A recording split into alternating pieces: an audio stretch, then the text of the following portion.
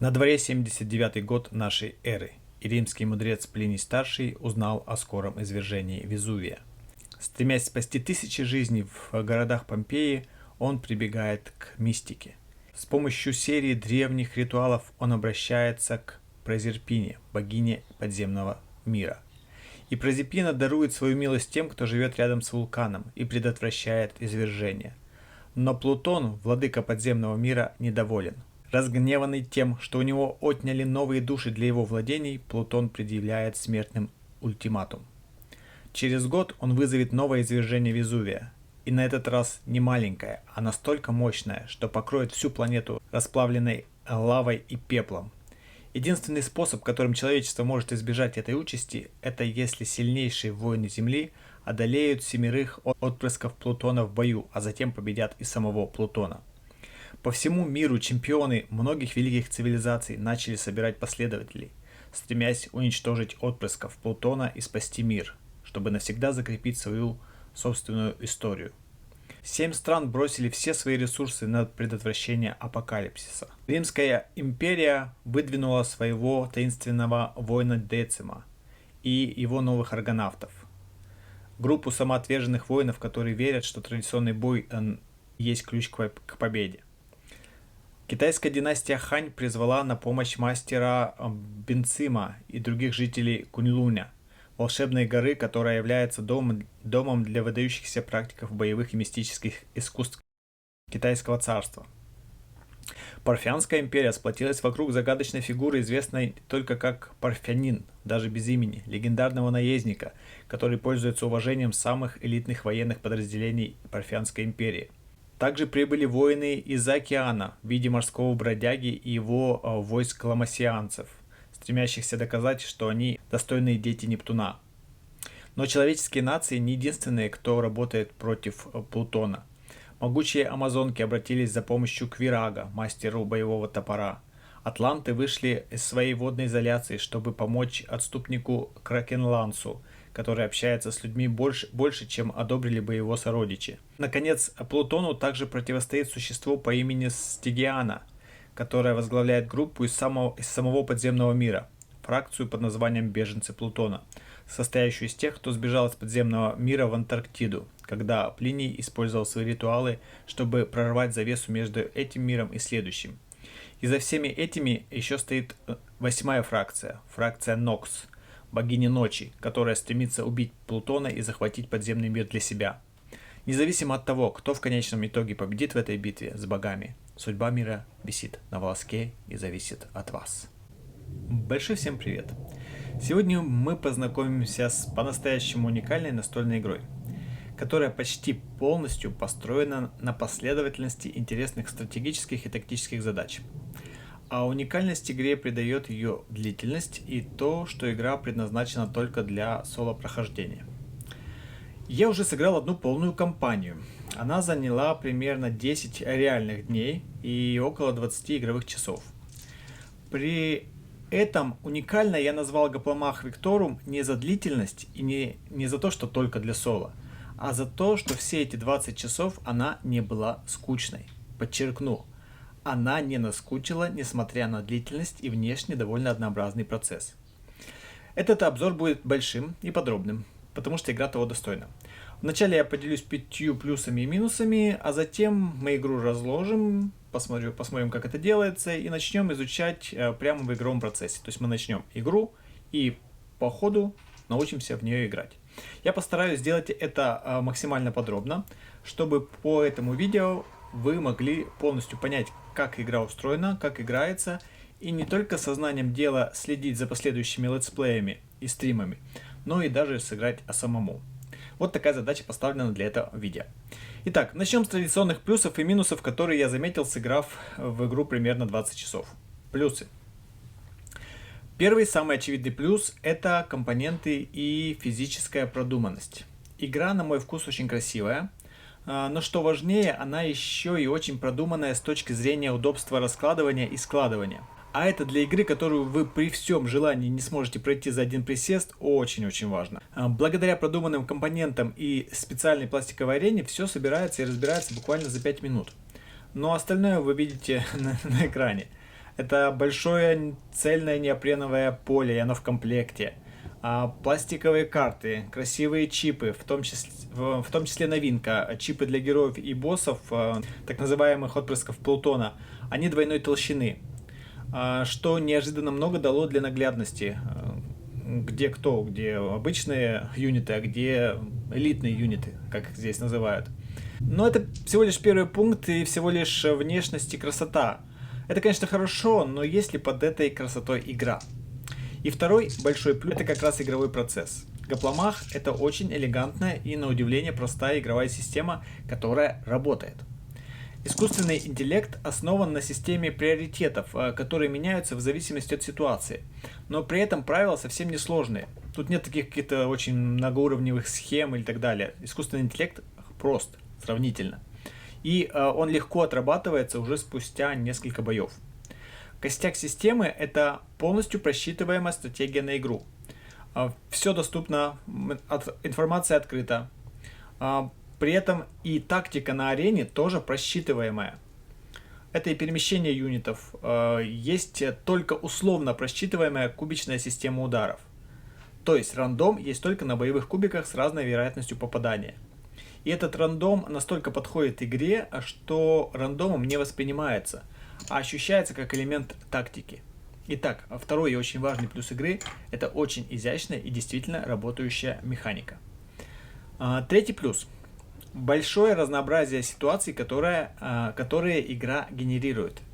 И это не сразу очевидно, так как внешне, по описанию и первому знакомству игровой процесс, по первому знакомству заочному, игровой процесс может показаться очень и очень однообразным, так как и внешне вы десятки часов делаете одно и то же.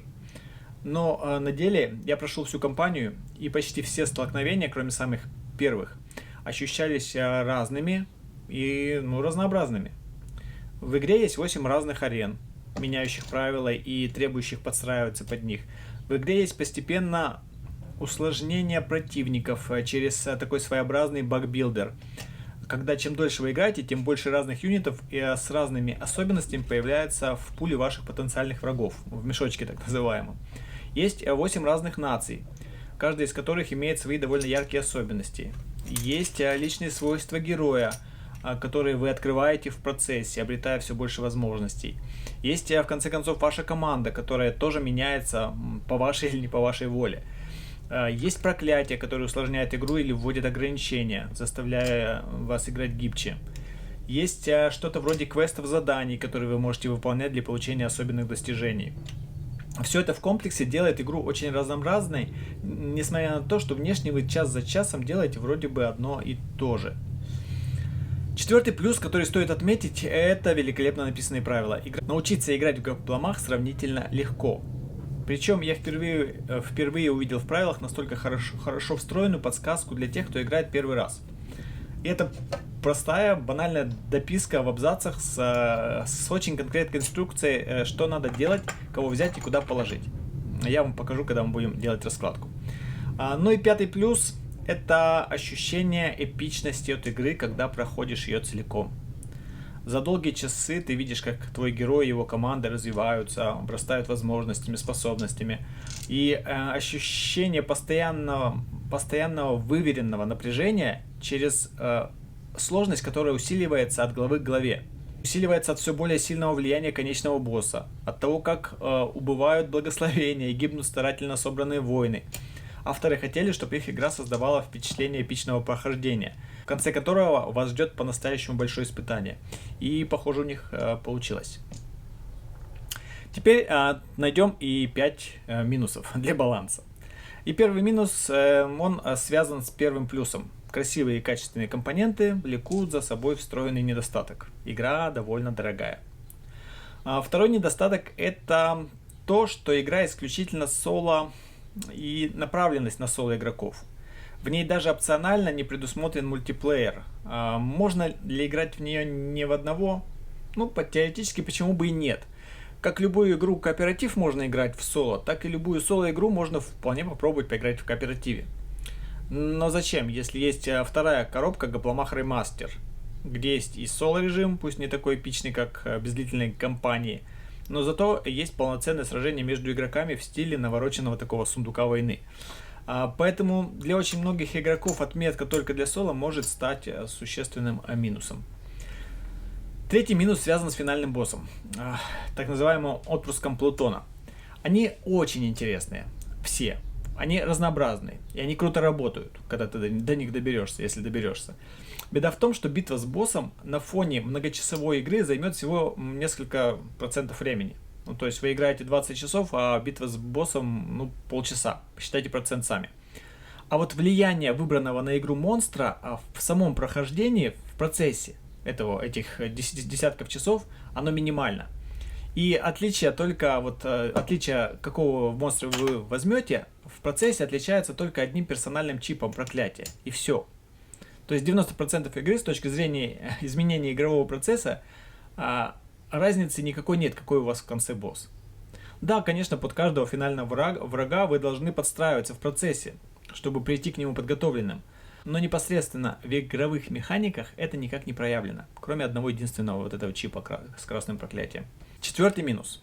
Игра не для широкой аудитории. Более того, она для очень конкретной узкой прослойки любителей почти шахматных тактических задачек. Вот и все.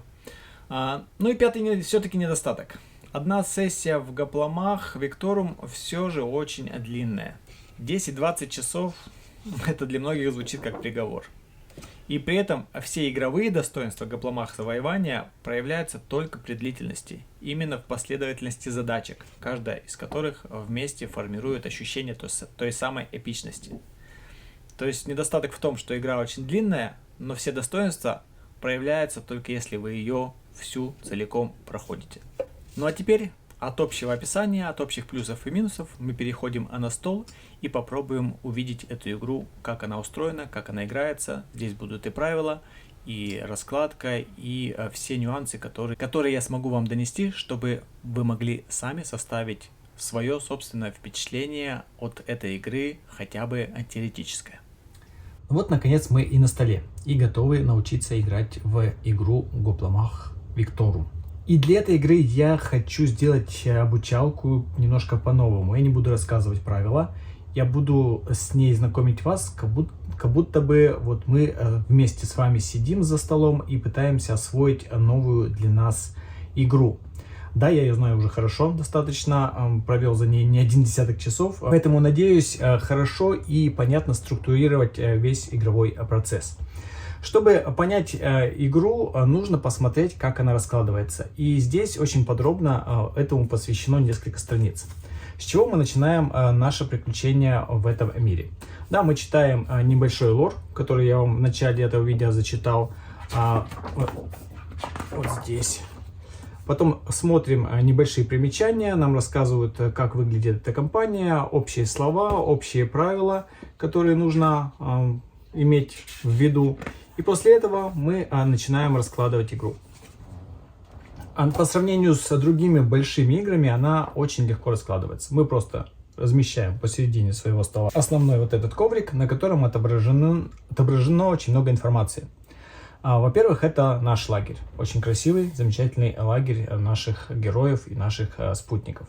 Это лагерь врагов. Здесь карта мира, по которому мы будем путешествовать. Здесь будет то испытание, с которым мы будем сталкиваться. Вот эти заливные кружочки — это враги, линия врагов, которая будет нам противостоять. Пунктирная линия — это тактики, которые будут у них в команде. Вот такой значок с черепушкой и короной — это всегда враги. А вот такой рыцарский шлем — это всегда наша команда. Здесь небольшой раздел для наших способностей нашего героя. И здесь наши возможности, то есть наши квесты, которые здесь называются opportunity, возможности. То есть то, благодаря чему мы можем получать какие-то особые вещи в этом мире. Кстати, скажу, что они довольно редкие. За всю игру, например, прошлую, я добыл только один особый чип особой способности. Благодаря вот этим картам. Их не так просто выполнять, и в основном они дают награды просто нашей дополнительной доблести. Но вот какие-то особые чипы, нужно еще попробовать добыть. После того, как вы расположили коврик, вам нужно положить 2 коробочки чипсов. Я не знаю. Вот такое с жизнью сюда. И вот такой с чипами арены, с тактиками и с проклятиями. Сюда. Это следующий этап. После этого вы уже можете думать, с кем же вы хотите играть. У нас есть возможность выбирать из 8 героев. Мы вначале слышали, какие нации собрали своих героев для того, чтобы противостоять Плутону, где у нас вот Плутону и его приспешников. Их 7, все вместе, напоминает количество тиранов в базовой Too Many Bones. Так вот, у нас выбор между 8 герлоками, хотел сказать. Я постараюсь вообще не сравнивать эту игру с Too Many Bones, хотя, конечно, для этого я выделю отдельное видео. Но в этом видео я постараюсь себя одергивать и больше не сравнивать. Все-таки игры разные. Так, у нас есть 8 героев, из которых мы можем выбрать любого. У каждого героя есть характеристики, которые описаны прямо в книге правил. У них нет отдельного листа, у них нет чипов с параметрами. Все герои на последней страничке правил, вот все, что они из себя представляют. И параметры героя отмечаются на специальном вот таком листе, который размещается прямо в лагере. Да, есть в дополнениях вот такая замечательная штучка с мечами, которая полностью заменяет вот эту писанину, если вы не любите. Но обучалку я буду показывать на том, что есть в комплекте, потому что это дополнительный апгрейд, дополнительные денежки. Удобна ли она? Да, удобно. То есть не надо писать. Необходима она? Абсолютно не необходима. Те, кто любит вот такой стиль RPG, то есть где ты записываешь параметры своего героя, может быть даже предпочтут вот такой многоразовый блокнотик. Здесь огромное количество записей. Сыграть столько партий в Гакпламах Виктории, на мой взгляд, невозможно. Но это вы знаете по обзору. Итак, после этого, так как мы выбираем героя, мы сталкиваемся с очень интересной особенностью, которую я упоминал в плюсах. Правила очень продуманы и добавлена очень интересная особенность, которую я не встречал. Хотя, наверное, она где-то была. Если вы играете первый раз, вам в каждом абзаце настройки делают вот такую красненькую надпись, которую вам нужно просто выполнять, если вы пытаетесь освоить эту игру. То есть не надо ничего думать, вы еще не знаете, что выбрать, потому что вы только знакомитесь с игрой, там непонятно, что от вас требуется. Поэтому говорите, вот выбираете. Если вы играете первый раз, возьмите просто Кракенланса. Давайте возьмем Кракенланса. Кракенланс — это вот такой товарищ. Как устроен чип героя? Это просто портрет, но, с другой стороны, есть вариант с параметрами. Так вот, каждый из героев данной игры может играть как героем, а может играть как примусом. Примус — это такой промежуточный босс вражеских армий. То есть, выбирая этого героя, мы такого примуса не увидим. А вот все остальные герои, они могут потенциально стать примусом. Итак, мы, следуя настройке для начинающих, выбираем Кракена. После чего мы должны заполнить его лист характеристик, но в зависимости от сложности, на которой мы хотим играть. Тут есть 3 уровня сложности, и влияют они только на на начальную настройку, что очень удобно. То есть никаких модификаторов в процессе игры не будет. И для начинающих, понятное дело, нам рекомендуют начинать с самого простого уровня. Вот, если вы играете первый раз, то выберите сложность Chosen. Ну, давайте ее выберем. Тогда у нас будет базовые особенности. После чего мы выбираем силы, доблесть героя для героя. И в зависимости от уровня сложности их будет разное количество. То есть на уровне сложности самому сложному вообще не будет никаких способностей. А на начальном будет целых 3. И тут опять же вам говорят не просто выбирать случайным образом, или так как у вас нет знаний, чтобы выбрать осознанно, вам говорят, что вам нужно выбрать. Нам говорят, что мы должны взять карточку доблесть Follow my lead, следуй за мной, видимо, которая дает Кракенлансу 2 способности, 2 скилла. Один из них тактик, и второе вдохновляющий, Inspire. Ну, с этим чуть попозже, потому что пока это нам ничего не говорит. И если бы я тоже первый раз, когда это осваивал, для меня это тоже ничего не говорило. Данные способности мы выкладываем вот сюда. на дорожку способностей, чтобы они у нас были перед глазами. Кроме этого, нам на легком уровне сложности говорится, что нужно взять мастер Тактиан, который повышает емкость наших тактик на 1. Что такое тактика?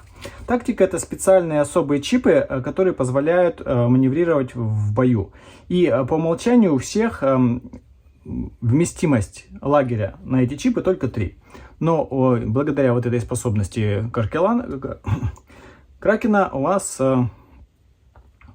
нас будет их возможно держать 4, пока у нас эта карточка есть. Она уже остается нам на всю игру. Ну и последняя Grand Entrance, великий выход, которое свойство имеет следующая особенность. Когда мы выходим на арену, мы кидаем желтые кубики по числу юнитов, которые уже находятся в бою на арене. И наносим соответствующий дэмидж самому сильному юниту противника. Очень интересная особенность, то есть тоже такая тематичная. Вот, допустим, представьте, что на арене куча народу, и выходит наш герой. И вот он кидает столько желтых кубиков, сколько уже юнитов есть. И самому сильному врагу прилетает. Итак, на легком уровне мы имеем 3 вот таких доблести, 3 таких особенности. Теперь, вот сейчас мы можем настроить наш герой-пад. Мы берем ручку и начинаем писать. Даем ему имя, оно будет у нас Кракен для сокращения, потому что полное имя я выговорить до сих пор не могу. Дальше мы смотрим его скорость. И вот здесь мы берем не с чипа, а именно из параметров на последней страничке книги правил. Все параметры отсюда. Здесь небольшая его история. Это лидер атлантов, то есть атланты его послали, хотя они не любят общаться, как мы знаем по лору, с людьми, и вообще к людям так себе относятся, они такие затворники. Но вот его отправили на помощь для того, чтобы сразиться с Плутоном. И смотря по этим параметрам, мы заполняем. Какая скорость? Зелененькая стрелочка — это скорость 2. То есть на 2 гекса он может перемещаться. 1 диапазон, то есть он может бить только по соседним. 1. Теперь его класс. Он тактик. Мы выделяем его класс. У него 5 жизней. Мы отмечаем, сколько у него жизней изначально будет. 1, 2, 3, 4, 5. И какие кубики атаки он имеет у себя. То есть мы имеем 2 синих и все. Эти зачеркиваются. То есть можно иметь до 4 кубиков. И в зависимости от класса вы их повышаете потихонечку. Напомню, что кубики отличаются просто процентовкой попаданий. Если на синеньком это 50 на 50, то на зелененьком это 4 попадания из 6, на черном 5 попаданий из 6, на желтом 2 из 6. После того, как мы вот это все заполнили, мы смотрим, какая его родная арена или родной регион. И это будет Атланты, то есть мы должны сейчас разместить сюда арену Атлантиды. Но сделаем это чуть попозже, чтобы освободить здесь место. Кроме того, мы смотрим, с какими тактиками он начинает. То есть у него будет адреналин, подсечка сухожилия и замедление. Мы смотрим наши тактики и выбираем 3 тактики, которые уже у него есть. Как они работают? Ну, в процессе увидим. В принципе, на них даже это все подробно и написано. Они также размещаются в лагере вместе со своими юнитами. Также мы смотрим, что у нас будет 3 стартовых юнита, наша команда. Это базовые юниты, атакер, лучник и защитник.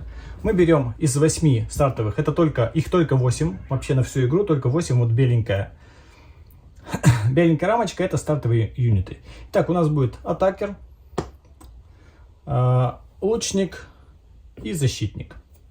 Все остальные идут в специальный мешочек вражеских юнитов. Он пустой, и сейчас появляются там только первые стартовые юниты. Когда мы будем заполнять наших врагов, мы будем тянуть их отсюда. И вначале, видите, их так совсем немного. И мы возвращаемся к настройке сложности. Мы сейчас можем немножко подкорректировать свои параметры. В зависимости от уровня мы получим какие-то бонусы. Как мы видели, что по карточкам доблести мы на слабом уровне получили целых 3, то точно так же по настройке своего уровня на слабом уровне мы получаем разное количество благ.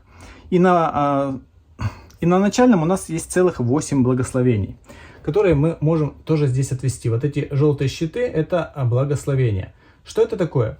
Это своего рода жизни, как вот в компьютерной игрушке у вас есть количество жизней, пока вы не погибнете окончательно. То это вот эти самые жизни. То есть, если ваш герой погиб, у него стало 0 жизней, то вы можете зачеркнуть одно из благословений и вернуть ему полный набор жизней. И как только у вас закончатся все благословения, то вы проигрываете уже окончательно. На стартовом уровне у вас целых 8 жизней, почти как у кошки. Благословение можно использовать для восстановления жизни, а также для пополнения своей команды. Если у вас вдруг по неопытности всех выбьют, то можно потратить благословение и также добрать себе из мешочка случайных юнитов набрать. Но лучше, конечно, до этого не доводить. Кроме того, кроме 8 благословений на минимальном уровне, да, для сравнения, на обычном уровне у вас только 4 благословения, а на самом высоком у вас всего лишь одно благословение. То есть один раз можно только получить восстановление жизни. Я не представляю, как на этом играть, потому что моя первая партия, она забрала 5 благословений только для того, чтобы дойти до врага. То есть даже на этом уровне я бы проиграл и даже не дошел бы. Так что, несмотря на то, что я в подобных играх, так скажем, хорош, все равно даже на минимальном уровне мне было не совсем уж легкой прогулкой прохождения. Хотя больше я, конечно, играть на этом уровне не буду. То есть, чтобы было достаточный вызов, все-таки нужно это или это.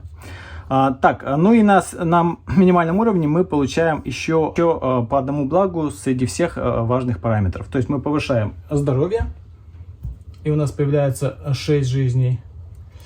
Мы повышаем лидерство. Лидерство я не отметил. Надеюсь, кто это обратил внимание, тот молодец. Лидерство у нас 5. То есть 5 лидерства. Что такое лидерство? Это сколько юнитов мы можем держать в своем лагере, включая самого героя. То есть 5, значит, мы можем еще одного. Но благодаря тому, что мы на низком уровне играем, то мы имеем 6. То есть мы можем еще где-то двоих найти. Теперь с заполнением трекпада точно все. И, кстати, если бы мы играли на максимальном уровне сложности, то было бы сразу не то что одно благословение, еще и 3 влияния отпрыска была бы уже здесь. Влияние, скажу в процессе. Конечно, слишком много информации сейчас давать не хочу. После того, как выбран герой на игру, мы должны выбрать самого главного своего противника. Здесь, опять же, рекомендация, если вы не знаете, кого выбрать, то для первой игры рекомендуют взять вот этого замечательного товарища из китайской мифологии. Очень странный монстр, который управляет титанами. Ну, мы его и возьмем. После чего он размещается в специальное место на арене. Кроме этого, все оставшиеся герои, они перемешиваются, отправляются в мешок, и потом тянется 3 случайных примуса, которые размещаются опять же на арене, и они будут нас встречать в конце каждого акта. В 4-м акте нас встретит как раз главный босс или главный тиран, главный отпрыск Плутона. После того, как мы выбрали отпрыска, мы должны найти его специальный чип с проклятием и разместить его в самом начале общего пула проклятий. То есть, как только мы получим влияние отпрыска, то первое проклятие будет как раз фирменное от него же и самого. Оно самое сильное, и оно немножко меняет игру, но незначительно, как я говорил в правилах. А также здесь, если говорится, что если вы играете первый раз, то вместо того, чтобы случайно выбрать примусов, то вы выберете конкретных. То есть у нас будет Децмус, Бинквинг и Парфянин. А все остальные отродья и сам Плутон тоже, конечно, убираются. Мы их не увидим в игре. Их нужно выбирать будет для следующего прохождения. Наконец-то мы освободили центральное место. Для чего? Для того, чтобы положить арену, центральную арену. И вначале выкладывается родная местность нашего героя, потому что он атлант, и мы можем положить здесь как раз арену Атланта. Теперь мы выбираем 2 карточки. Во-первых, нашего врага. Можно почитать его лор и познакомиться с его характеристиками, как он работает. Откладываем пока, потому что до него идти много-много часов. Ну и второе, что нам нужно найти, это ту арену, которая у нас на столе. Справочник по арене очень важен, потому что в зависимости от того, какая у вас арена, искусственный интеллект врагов действует по-разному, потому что система приоритетов как раз указана на арене. Плюс у каждой свои особенности, у каждой есть какая-то фишка, и у каждой есть бонус, который дается местным жителям, то есть атлантам. Так как мы сами атланты, то этот бонус для нас тоже будет работать, но про него чуть позже. На многих аренах есть так называемые фишки арены, то есть чипы арены. В данном случае, например, в центре Атлантической арены лежит вот такой трезубец, который обладает очень неплохими свойствами. Ну и последний штрих. Мы должны разместить вот такую замечательную монетку Викторум в центральную столицу Атлантиды. Что мы и делаем? Мы начинаем свое путешествие за Атланта в Атлантиде. Теперь мы готовы к игре. Я все делаю это медленно, но раскладывается это на самом деле буквально пару минут. Теперь я перехожу к арене, чтобы показать вам, как она выглядит и как она устроена. На арене мы видим уже знакомые нам вещи. Это примусы, которых мы выбрали на игру. И это то отродье, которое нас встретит в конце игры. Кроме этого, у нас есть просто удобное место для кубиков, а также 3 колоды карт и много-много чипов. Чипы у нас отражают разные народы. Если мы посмотрим на карту, то у нас есть 8 народов, которые хотят сразиться с Плутоном и избавить мир от уничтожения. У нас везувианцы живут здесь. Но кроме них есть еще ломанианцы, которые живут здесь. И это серая такая рамочка. И вот они, серенькая рамочка. И вот они, ламазианцы. И так по очереди. Это у нас атланты, синенькая. Потом беженцы с Плутона, новые аргонавты, везувианцы, амазонки, парфяне и кунлунцы. Точно так же все они по очереди идут. У каждой из этих народностей есть свои фишки, есть свои особенности, которых нет у других.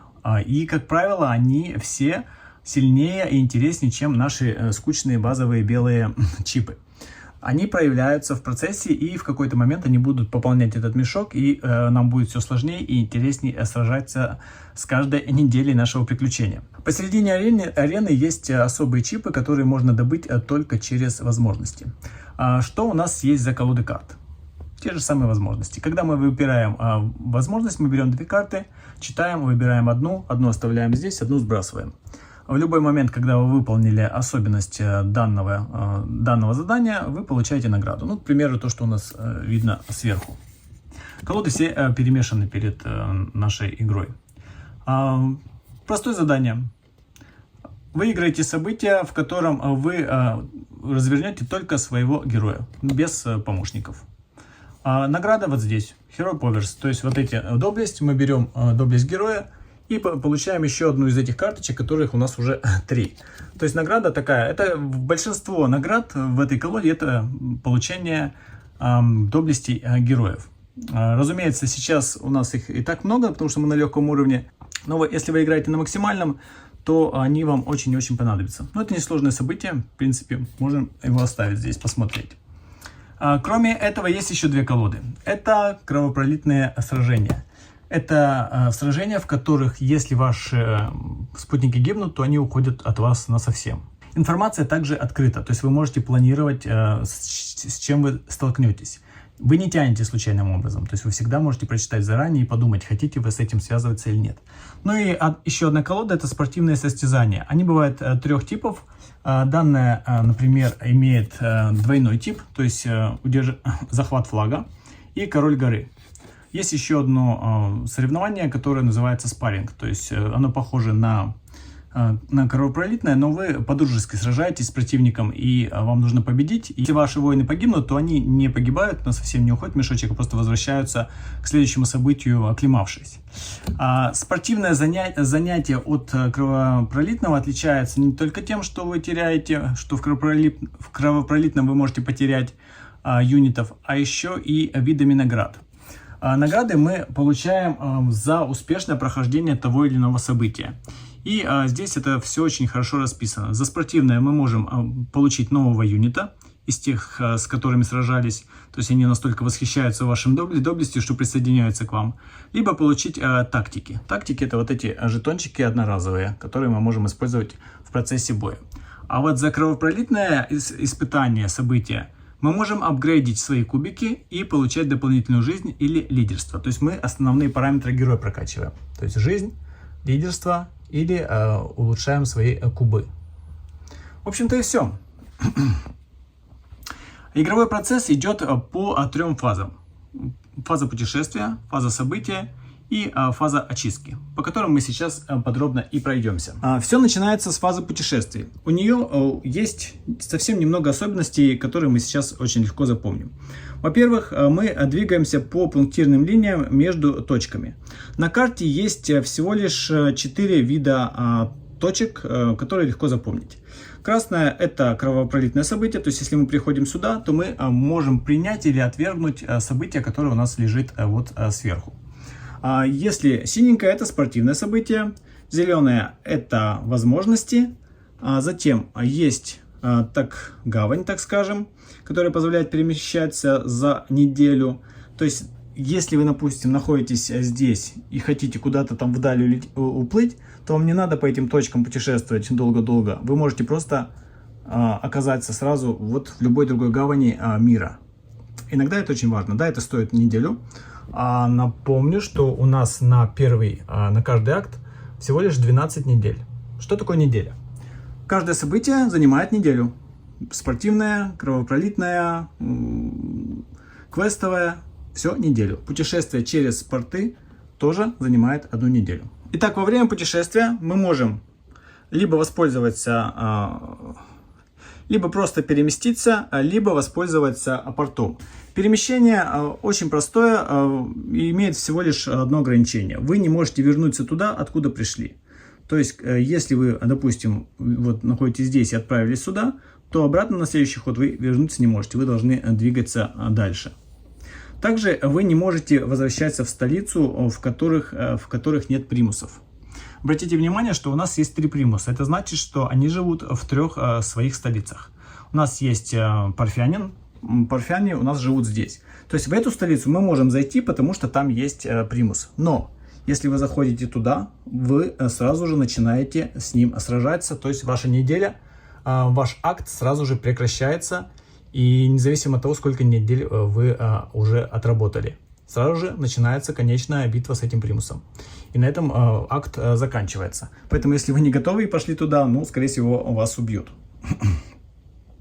Во все остальные столицы вы просто не можете заходить, то есть, если нет примусов. Вот отродье или отпрыск Плутона, он живет на Везувии, вот сюда. То есть, когда вы заходите сюда, то вы это можете сделать только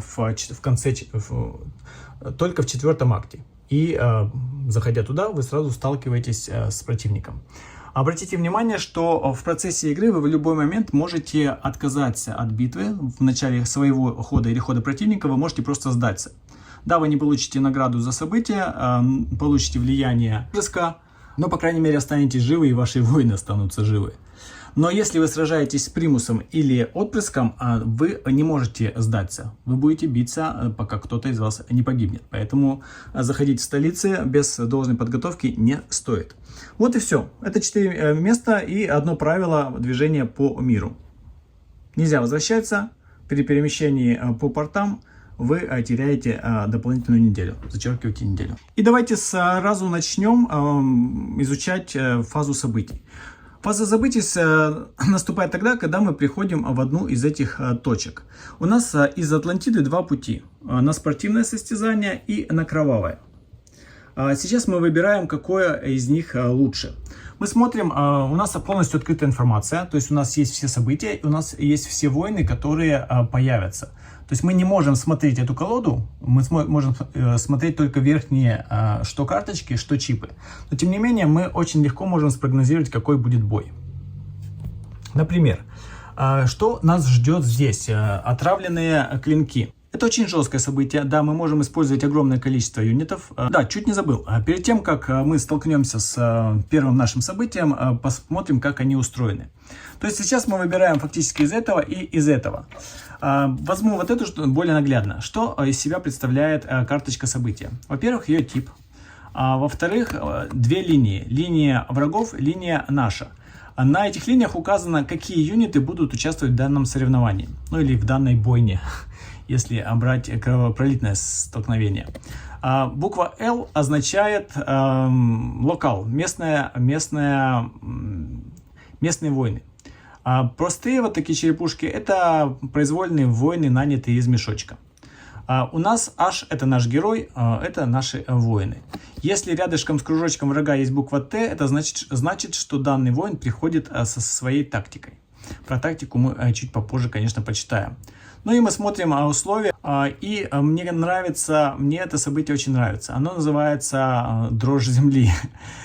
Смотрите, на старте каждого вашего хода мы кидаем кубик арены и передвигаем все возможные юниты в соответствующем направлении по компасу. Компас у нас вот здесь, то есть чтобы определить смещение случайное, то у нас есть возможность сделать это. И все юниты двигаются одновременно. Забавно. Мне кажется, это забавно. Давайте посоревнуемся. Тем более, что на этом соревновании нас будет больше, мы сможем применить всех своих 3, а противников будет только 2. И про модификаторы сразу. У каждого акта есть свой модификатор сложности, который расположен внизу подсказки. И в первом акте нет никаких модификаторов. Когда мы доберемся до второго акта, каждой линии каждого события будет внизу добавляться еще один юнит с тактикой. В третьем акте будет добавляться юнит с тактикой, и они будут разворачивать сразу 2 юнита. Что это значит, мы сейчас увидим и почему это страшно. А в четвертом акте все это вместе, плюс первые 2 юнита, которые развернутся, будут иметь плюс 2 жизни. Довольно жестко. Так, вроде бы все моменты мы указали. Теперь начинаем развертываться. Когда мы принимаем событие, у нас есть 2 опции: принять его, и дальше мы отыгрываем все, что написано, либо отвергнуть. Если мы отвергаем, происходит следующее. Мы убираем ее назад. Допустим, нам не понравилось вот это событие, туда я, скорее всего, не пойду, покажу в следующий раз, почему. И оставшиеся 3 карточки мы можем взять и разместить в любом порядке. Это позволяет выбрать более оптимальные испытания, которые вы легко можете пройти. Ну или вообще можете пройти. Но мы это принимаем. Если вы приняли, ваша карточка идет вот в это место, и вы отрабатываете всю последовательность, связанную с принятием события. Итак, фаза событий. Есть фаза наблюдения, но про это чуть позже. Это очень важная часть, в которой единственный способ, где мы можем восстановить своего героя. Дело в том, что герой, в отличие от юнитов, теряет жизни и не восстанавливает их между схватками. То есть вот сколько ему дано жизней, в данном случае 6, мы ему сразу их подложим. И это нужно было делать, кстати, в настройке, это я упустил. Дело в том, что в отличие, им не надо добавлять, потому что они обновляются каждый раз. А для героя это вот все, что нам дано изначально. Больше халявы не будет. Если мы их потеряем, то восстанавливать можно только через наблюдение за чужими испытаниями. Но про это чуть позже, я вам обязательно покажу этот раздел. Это очень важный, единственный способ надежно восстановить жизнь. Дальше мы принимаем события. Если мы отвергаем, то мы становимся наблюдателями этого события со стороны. Если мы принимаем, то мы в нем участвуем. Если это возможность, то мы просто берем из колоды 2 возможности, одну оставляем, одну сбрасываем. А если это боевые встречи, то к ним относятся и смертельные схватки, и спортивные, то мы выполняем последовательность боев вот ниже. И в отличие от кровопролитных соревнований, в спортивных есть понятие трибуна. Это тоже очень важная и интересная вещь. Дело в том, что на каждой арене и в каждом мире очень много зрителей, которые обожают какого-то своего героя, местного героя, местная звезда. И в любом спортивном соревновании мы должны выбрать, кто будет этим самым трибуном. Но давайте сначала сделаем линию. Во-первых, мы смотрим, что наша линия состоит из одного местного и 2 произвольных. Местные — это локальные, это атланты. Мы в Атлантиде. Поэтому мы тянем первого из Атлантиды. И мы тоже, кстати, его видим. То есть прежде чем мы выбрали это испытание, мы могли бы посчитать все его возможности. И это будет гарпунша. Давайте знакомиться сразу по ходу с особенностями. Как устроен чип врагов? У них также есть параметр движения, дальности, обалденная дальность, 3 я больше, наверное, не видел. 2 жизни, какие он кубики кидает, его класс, лучник, и его имя, и его особенности. Его скиллов тут бывает 3 вида. innate, вот такая зелененькая маленькая штучка с буквой И внутри, I, это внутренние свойства, которые срабатывают всегда. Есть еще два типа свойств, про которые, наверное, рано. Но innate свойства это самое-самое распространенное, они есть практически у всех. Итак, у нас наш местный товарищ идет с тактикой, потому что здесь маленькая буква Т. У каждого юнита противника тактика соответствует его классу. У класса лучников мы смотрим тактику с соответствующим значком. То есть тактика у данного гарпунера будет усилитель здоровья. Она срабатывает сразу же и добавляет две жизни к какому-то из героев. Мы размещаем нашего противника сюда, а его тактику рядышком. Порядок очень важен, поэтому мы делаем все сверху вниз. Дальше мы смотрим, какие еще есть юниты. У нас два юнита. И по одному мы вытягиваем его из мешочков случайным образом. И первый нам вышел тактик, который очень быстрый. Движение на 3, радиус атаки 1, 2 жизни, кидает кубик 6 и имеет внутреннее свойство tactical. Да, давайте сразу знакомиться со свойствами, потому что мы сейчас будем прямо воевать, и не зная, что они делают, будет просто неинтересно, правильно же? Итак, внутреннее свойство нашего главного противника – это First Strike. First Strike очень простое свойство. Вообще свойств в игре не так много, 2 странички, в отличие от Too Many Bones или Cloudspire, это мало. По сравнению, конечно, с нормальными играми много, но тем не менее. First Strike очень простое свойство, которое запоминается буквально за один раз. Это свойство Innate. Да, есть еще, кроме Innate, есть еще Special и Ability. Они работают чуть по-другому, я надеюсь их показать. Дан юнит со свойством First Strike может атаковать или использовать свое специальное свойство, то есть Special это как раз вот это свойство, или атака, или Special свойство, в тот момент, когда он разворачивается. Когда он оказывается на арене, он сразу же может проатаковать. Или использовать Special свойство, если оно есть. Почему это важное свойство? Дело в том, что ключевая особенность разворачивания юнитов в игре Гапломах связана с тем, что когда мы только оказываемся на арене, каждый юнит становится оглушенным. Это специальное понятие означает, что он просто выставляется на арену и не может делать ничего. Не ходить, не применять свои свойства, не атаковать. Это называется оглушение. Но если у юнита есть First Strike, приоритет правил всегда на фишках. То есть это правило перекрывает то правило, что вновь вышедший юнит не может атаковать. Если у тебя есть First Strike, то ты можешь выйти и сразу же проатаковать, если до кого-то достаешь. У дальнего дальность 3, то есть в принципе он может куда-то очень даже хорошо стрельнуть. Второй юнит, который у нас вышел, он тактик и имеет внутреннее свойство тактика. Что оно делает? Оно похоже на First Strike, только наоборот. В отличие от атаки, он может двигаться, когда выходит на поле. Этот юнит может двинуться в тот момент, когда он разворачивается. То есть он не оглушен полностью, но не атаковать. Кроме того, если в этой игре есть, в игре есть тактик, то он может размещать фишку тактики на любой юнит, а не только на соседний.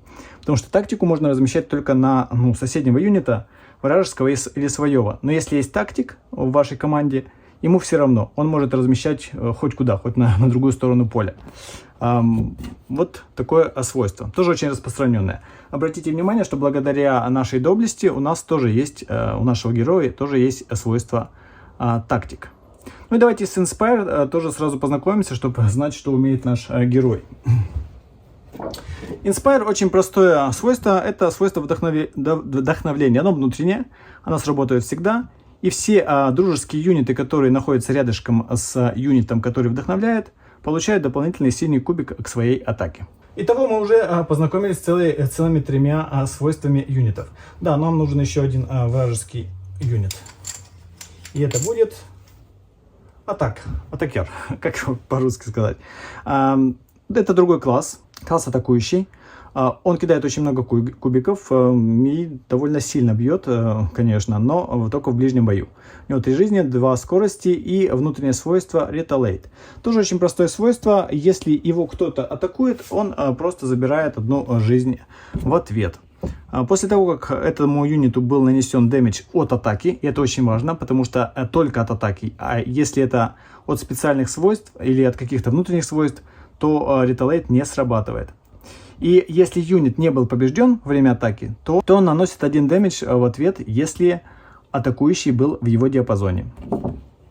Ну, проще говоря, если вот этого атакера стрельнул лучник с дальностью 2, то он на реталейт ему ответить не сможет, потому что его дальность только 1. Но если в атаку он его стрельнет, то ему прилетит 1 в ответ. Вот, мы построили первое наше событие, первую нашу линию врагов. Так как это первый акт, то никаких модификаторов нет, это все, с кем мы столкнемся. Теперь мы должны, так как это событие двойное, мы должны сами выбрать, какое из спортивных соревнований мы будем использовать. Царь горы или захват флага. В обоих этих соревнованиях у нас есть небольшой бонус. Мы сами можем выбрать трибуна. Трибун, как я уже говорил, это местный любимчик, которого нельзя убивать. Если вы его убьете в соревновании, то местные жители будут вами очень недовольны, они вас догонят, поймают и сильно побьют, как футбольные фанаты. Выражается механически это в том, что где бы ты ни был, твой герой, его жизнь уменьшается до единички. Неважно, на поле или в лагере будет всего лишь 1 жизнь. Это очень неприятное последствие. Поэтому трибуна желательно, чтобы он остался в жизни. И данное задание позволяет нам выбрать любого трибуна. Если было бы третий вид спортивного соревнования или спарринг, то трибуном всегда был бы первый. Это довольно сильно усложняет, потому что убить самого сильного как бы напрашивается, его нельзя было бы убивать. Но в данном случае мы можем выбрать, кого мы не хотим трогать. Ну, на самом деле, мы можем дать атакера, нам придется убить, потому что он очень сильный, 3 кубика, он нас просто всех перестреляет. Поэтому его нужно будет убить. Этот кидает 1 кубик, но всегда попадающий. Может быть, мы назначим местному гарпунеру, но с другой стороны, расстояние 3, он будет доставать просто отовсюду и до всех. Да, тогда мы тактику дадим трибуна и постараемся, чтобы он выжил. И теперь, какое из спортивных соревнований мы выберем? Чем они отличаются? Обратите внимание, что на каждой арене есть вот такой маленький значок царя горы. Он может быть где угодно. Вот на данной арене он необычно, он находится на самой фишке. Это означает, что чтобы выиграть это состязание в квалификации царь горы, нам нужно просто продержаться 6 раундов, находясь на этой точке. Но в данном случае нам нужно будет захватить этот трезубец и продержать его у себя 6 раундов. Захват флага — это другое задание. Размещается на первой точке респаунда врагов вот такой флажок. И нам нужно просто его взять и перенести на свою точку респаунда. Как только мы это сделали, мы сразу выиграли это спортивное соревнование. И давайте подумаем, какое здесь проще сделать. Ну, бегать за флагом довольно сложно, потому что очень скоростной вот этот тактик. И он будет бегать за тем, кто несет флаг. А носитель флага — это первый приоритет. Вот мы смотрим приоритеты арены. И здесь говорится, что все юниты сначала ищут того, кто держит флаг. Потом пытаются захватить незанятый трезубец, потом противника с трезубцем, и только потом самого дальнего оппонента. То есть этот приоритет, на кого они нацеливаются. Смотрим, что у нас есть. Но у нас самый скоростной вот этот, 2. То есть, допустим, раз, два. Нам надо 4 раунда, чтобы сделать. Но в процессе они все быстрые, кроме вот этого. А этот бьет на расстоянии, то есть пока он бежит со своими 2 жизнями, его просто убьют. Да, у нашего героя скорость 2, то есть мы можем героем это попробовать сделать. Но в процессе его будут расстреливать 3. Это очень стрёмно, да? С другой стороны, если мы выйдем и захватим... мы можем это сделать. Смотрите, мы играем... нет, флага я не буду играть, мы играем в царя горы. Почему это важно? Потому что у них первый выйдет гарпунер. У него только first strike, у него нет tactical. А tactical есть у нашего героя. Tactical означает, что мы двинемся сразу же, как только развернемся. И мы успеем его перехватить. Все, план есть. Мы выбираем тип. Трибуну мы назначили. И теперь начинается битва. И я покажу последовательность битвы вначале очень подробно. Итак, последовательность битвы. Вначале мы считаем очки. Это только для живого игрока и только в соревновании царь горы. Ну, то есть, если мы в начале своего хода находимся на точке с царем горы, то мы зарабатываем свое победное очко. Просто счетчик ставим и все. То есть 1, 2, 3 и так далее. До 6 и выиграли. В царе горы почти всегда нужно достичь 6 очков. Есть арены, где этих точек много. То есть можно, допустим, сразу по 2-3 захватывать. На одной арене есть 4 точки. То есть можно вообще выиграть за 2 раунда. Второй этап, deployment. Всегда у нас начинается разворачивание с противника. Сначала противник, потом мы и потом арена. Ну, не везде, есть некоторые арены, где есть свои чипы со своей жизнью, NPC так называемые. Здесь нету, поэтому здесь мы третий этап пропускаем. Но первые два срабатывают. Итак, разворачивается первый наш герой. Как это делается? Мы ищем самую минимальную точку респаунда, добавляем синюю жизнь, чтобы отличать наших от чужих. Так как в этой игре все юниты могут быть и на той, и на другой стороне. Как видите, у нас, вот, например, есть атакующие и у него. Как их отличишь? Ну, по цвету жизни. Итак, мы размещаем его здесь.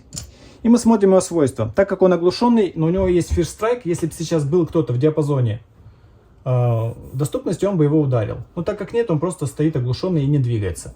Все, на этом его ход заканчивается, его разворачивание. Не ход, а его разворачивание. То есть этап deployment закончен. Следующий этап хода, tactic placement. Он размещает тактику, если может. Может он разместить? Может. Почему? Потому что у нас смотрится усилитель здоровья. Цель. Самый слабый союзник. Так как на поле всего лишь один, он его применяет, противник применяет его на вот этого юнита, который только что вышел. Применяет и усиливает, тактика сбрасывается и добавляется 2 жизни нашему гарпунеру. Теперь у него 4 жизни. Очень неприятно, кстати. Можно было, кстати, ему дать трибуна, потому что 4 жизни. Ну, уже сходили, то сходили. Тактику можно играть только одну в один ход. Нельзя там, допустим, если у вас 5 тактик, сразу накидать на одного юнита. После того, как вы разместили тактику или враг, начинается движение. Все эти элементы приходятся одновременно. То есть, если было бы здесь 5 юнитов, то все бы они сначала подвигались, и только потом все остальное. Так как наш юнит оглушен, то движения нет. Дальше срабатывают ability. Ability — это еще один скилл, который есть у юнитов. То есть, помимо вот этого зелененького innate, есть подобные способности с ability, с буквой А. Ну вот, есть тут один товарищ тоже из атлантов. Обратите внимание, что у него есть желтенькая маленькая А. Это как раз ability. Реген 1 — это означает, что в этот момент он восстанавливает свою одну жизнь. То есть, вот эта способность срабатывает вот сейчас, после движения. То есть в этот момент данный герой, если бы у него было меньше 3 жизней, он бы одну восстановил. То есть вот этот этап только для тех, у кого есть ability А. И только потом 6 engage — это уже непосредственное столкновение, которое заключается либо в атаке кубиками, либо в применении еще одного вида скиллов, который называется special. Special тут есть один, вот, допустим, у Фари, Фьюри есть специальная особенность фиолетовая S, которая называется Агили. Это означает, что она может кидать те кубики, которые у нее есть, как специальную особенность, а не как атаку. Почему это важно? Объясню сейчас, но когда мы встретимся, я поясню подробно. Дело в том, что на многие способности они срабатывают только против атаки, а не против особых свойств. То есть, допустим, если вот эта Fury будет атаковать юнита с Retaliate, с отдачей, то если она будет атаковать кубиками, то она получит в ответ отдачу. А если специальной особенностью, хотя это тоже те же самые кубики, она отдачу не получит. А юнит кидает свои дайсы, эквивалентные его атаки, и наносит дэмидж цели. То есть вроде бы то же самое, но это не атака. И, соответственно, все вещи, которые против атаки срабатывают, они не будут срабатывать. Очень крутое свойство. И Ability, и Special довольно редкие способности у очень немногих юнитов, так что с ними не запутаешься. В основном все идут innate свойства. Итак, мы посмотрели всю последовательность хода. Разворачивание, размещение тактики, движение, способности с буквой А, Ability, и столкновение. Либо атака кубиками, либо использование особого свойства. Не одновременно, а либо-либо. Наш герой не может атаковать, потому что он оглушен, он только вышел. Вернее, наш противник. Давайте думать. Разумеется, мы прямо сейчас, сходу мы молодые и с большим самомнением, и думаем, что наше первое испытание, конечно, зачем наших людей тревожить, мы сами выходим. И выходит наш герой. Какие у него есть свойства? Он тоже оглушен. Тут есть два вида юнитов. Обычные юниты и элитные юниты. Многие вещи не применимы к одним и применимы только к другим. Элитные отряды отличаются толщиной. То есть визуально их отличает вот такой толстый чип. Обычные чипы это обычные. Все, что толстые, примусы, отродья, отпрыски и вот герои, это элитные отряды. Главное отличие, которое нужно знать прямо сейчас, это то, что на элитные отряды никогда нельзя применять тактики. Тактики только на обычные отряды. То есть я не могу, например, себе сейчас добавить адреналин или здоровье увеличить. Нет, потому что это элитный отряд. Я вышел, но мы же помним, что у нас есть внутреннее свойство Tactical, которое, еще раз, и надеюсь, последний покажу, означает то, что когда мы разворачиваем, мы можем двинуться. Плюс мы можем применить тактику на любой несоседний юнит на поле. Но нам важно двинуться, потому что наша скорость 2. Мы делаем раз, два, и мы захватываем наш трезубец. И теперь пришло время познакомиться с ареной. Хотя это нужно было делать в самом начале боя, но я такую последовательность веду. У каждой арены есть какие-то свои свойства. У арены атлантов есть трезубец Атлас. Он находится у нас в центре арены, и он же является точкой для захвата царя горы. Он не блокирует, то есть на него можно свободно перемещаться. И что он дает? Он дает свойство Armed. Когда юнит вступает на гекс, где находится трезубец, он немедленно его себе забирает. Поместить его под фишку юнита, и теперь он его носитель. И он сразу же, сам факт того, что у него есть этот чип, у него появляется Special Ability, то есть вот это S фиолетовый, про который мы говорили, который можно заменять атаку. И у него появляется способность Trident Throw, то есть бросатель трезубца. Что он из себя представляет? Trident Throw. Этот юнит может нанести 2 дэмэджа любому оппоненту в битве, независимо от расстояния.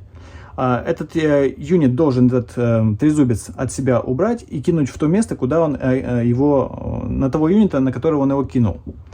И наносится 2 дэмэджа тому юниту, в которого этот трезубец кинут. Если юнит, в которого вы кинули трезубец, не погибает от этого броска, то он его сразу же себе забирает.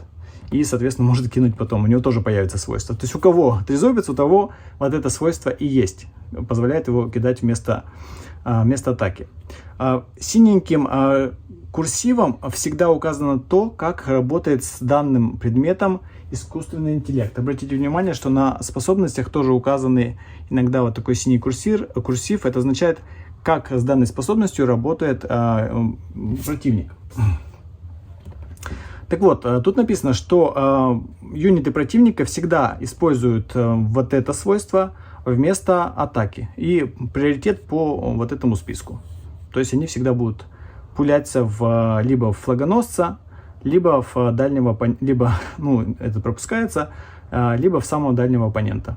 Моя самая первая битва на этом и закончилась, потому что герой прятался за своих юнитов. Есть, по-моему, даже шорт у меня на ютубе.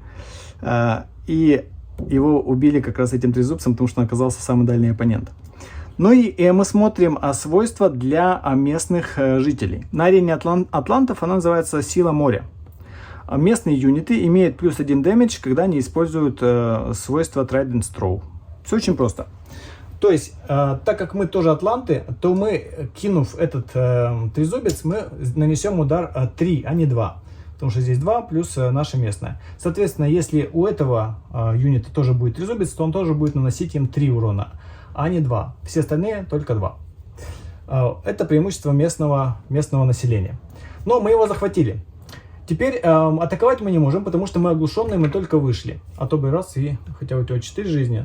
Так или иначе. Все, наш ход закончен. Сейчас снова ход противника. Он тоже начинается опять же с развертывания. У нас разворачивается трибун наш с его 2 жизнями. Этап тактики пропускается, потому что тактик больше нету. Дальше. Что у нас дальше идет? Движение. Движение сейчас могут сделать оба. Почему? Потому что это тактик. А свойство тактик означает, что он в процессе разворачивания может двигаться. Это тоже может двигаться.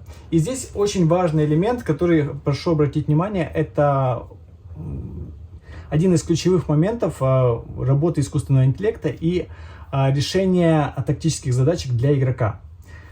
Движение, порядок движения разрешается игроком, а не искусственным интеллектом. Если у вас должны двинуться несколько, то вы сами выбираете, кто двигается за кем. Иногда это можно очень хорошо обыграть в той или иной задачке. А теперь у нас элемент движения. Двигаются оба, потому что этот тактик, а этот уже вышел из оглушения. И движение у нас происходит по так называемым маркам, целям. Цели у нас определяются вот данной линией приоритетов. Мы смотрим, ну давайте начнем с гарпунера, оно без разницы в принципе. Двигается ли он? Его первая цель это носитель флага, у нас этого нет, поэтому пропускается. Дальше, не захваченный трезубец, нет? Нету. Дальше, оппонент с трезубцем, появилась цель, оппонент с трезубцем. То есть цель данного персонажа, вот этот персонаж. И его движение должно быть направлено к персонажу по приоритету, чтобы он был в диапазоне. Но он уже в диапазоне, поэтому данный персонаж не движется, потому что он до него достигает и так. Теперь берем движение этого. Он не стреляет. Сейчас мы отрабатываем сначала движение. Так как он тактик, он может двинуться сразу выйдя. Его цель, соответственно, тоже оппонент с трезубцем. И он двигается вот сюда, ну или сюда, без разницы. То есть это тоже выбирает игрок, это тоже можно обыграть в своей стратегии. Потому что иногда важно разместить так, чтобы перекрыть путь другим игрокам. В данном случае не важно, поэтому я его перемещаю сюда. Атаковать он не может, потому что он оглушен, а вот этот атаковать может. Потому что сейчас у нас начинается следующий этап хода. После движения Ability. Ability ни у кого нет, поэтому это пропускается. И вот начинается наконец-то Engage. Engage это как раз применение либо специального свойства, либо кубиков атаки. Атаковать может только этот. И мы смотрим, что он кидает зеленый и синий куб. Кого он кидает? В нашего героя. И промахнулся. 2 пропуска. Как устроены кубики атаки? Во-первых, у них есть цвет, который показывает процентовку вероятности попадания. А во-вторых, у них есть вот такие выемки, которые для тех, кто плохо различает цвета, может определить, вот здесь у нас 3 попадания из 6, здесь 4 попадания из 6, и на каждом это указано. В общем-то все. Меч это попадание, пустышка это промах. Все. С кубиками очень просто. Он промазал, мы этим очень довольны. Теперь наш ход, и мы делаем то же самое. Мы кого-то разворачиваем, и давайте подумаем, кого мы можем развернуть. Мы могли бы развернуть вот этого лучника, у него first strike есть, мы могли бы ударить сразу сюда.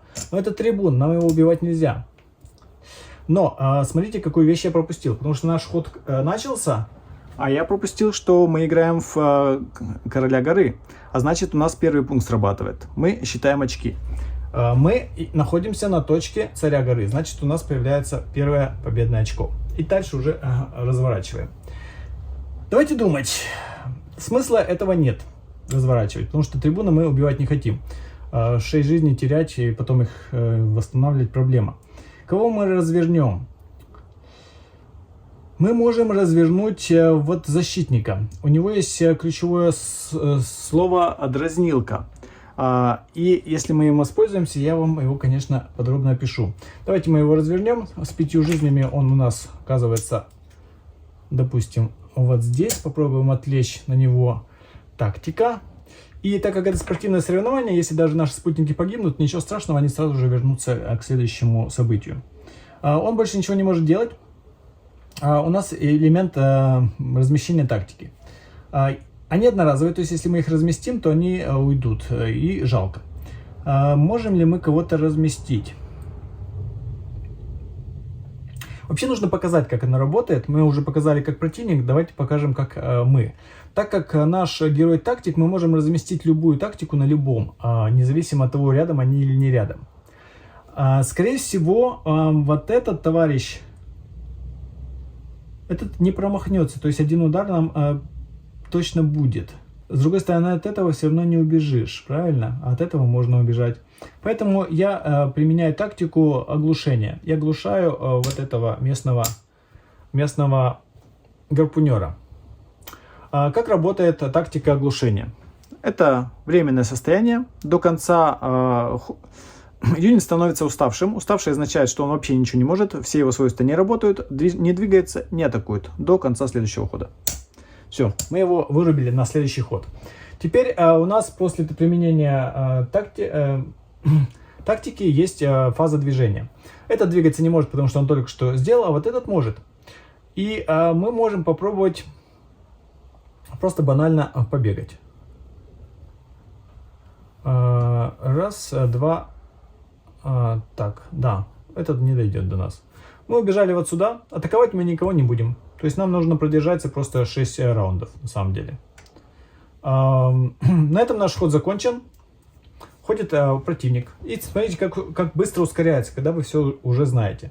С реталейтом мы знаем, да, уже свойства, я не буду его снова пояснять. У нас у противника выходит последний третий юнит с 3 жизнями, со свойством реталейт, и он тоже оглушен, располагается на минимальной точке респаунда. Так, после этого тактика. Тактики у него нету. Ability нету. Движение. Движение у нас, приоритет движения остался прежний. Оппонент с трайдентом, с трезубцем. Соответственно, все пытаются идти к нему. Кто все? Этот не может, потому что он оглушен. Этот может, но у него уже дальность 3. Чего ж я тогда убегал? Извините, я дурака свалял, поэтому я схожу, наверное, вот так. Да, пускай, на самом деле. Пускай. Уже сходил, не буду перехаживать так далеко. Все равно мы же не всерьез играем, а типа учимся. И ошибки тоже нужно показывать. Я просто забыл, что это далеко, от него так не убежишь. Поэтому он двигается раз, два. Ну и, соответственно, этот не может двигаться, потому что он оглушен. И у него красный кубик. Можно не кидать, но я кину. Это 100% попадание. И нам первая кровь. Плохо. Ну, что делать? Одну жизнь мы уже потеряли в этом спортивном соревновании.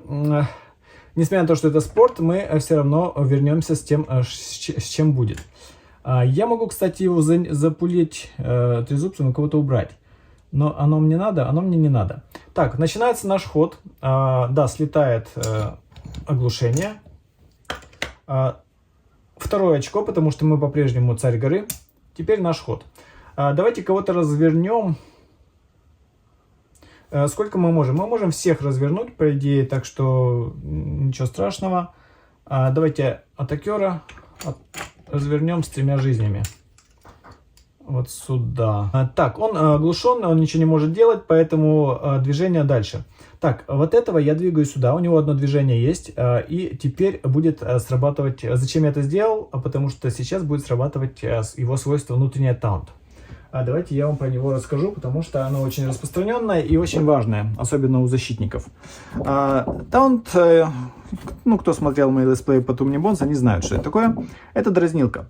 Когда оппонент соседний с юнитом, вы должны атаковать, ну, с юнитом с этим свойством, вы должны атаковать его. Если вражеский юнит соседний с несколькими юнитами с дразнилкой, то он атакует сильнейшего из этих оппонентов. И для чего я сюда сходил? Дело в том, что сейчас приоритет меняется, потому что он будет атаковать юнита с таунт, со свойством таунт, а не юнита по приоритету арены. То есть мы просто со своего героя перевели вот этого тактика на вот этого товарища. Что, конечно, очень хорошо, потому что не хочется терять жизни. У нас тоже есть движение. И давайте, наверное, раз-два просто отойдем от того, чтобы не получать. Плохо я на самом деле играю, можно было продумать и за это время убить вот этого. А сейчас я буду от него страдать. У меня только движение 2, я до него не дошел, я не могу сейчас атаковать. Я могу атаковать только вот этим, этот только вышел. Но я тогда убью трибуна и получу очень неприятные последствия. Я буду просто его отвлекать. Все, я свое сходил. Теперь ходит враг. Больше никого выставлять, поэтому выставление пропускается, тактика пропускается. Движение. Движение у нас следующее. Ой-ой-ой. А этот будет двигаться, несмотря на то, что он атаку на него делает, но двигаться-то он будет. То есть мне нельзя так отходить. Я должен вот так делать. Я даже вот так, наверное, ставлю. Нет. Я вот так схожу, перехожу. А потом этого подведу сюда. Так.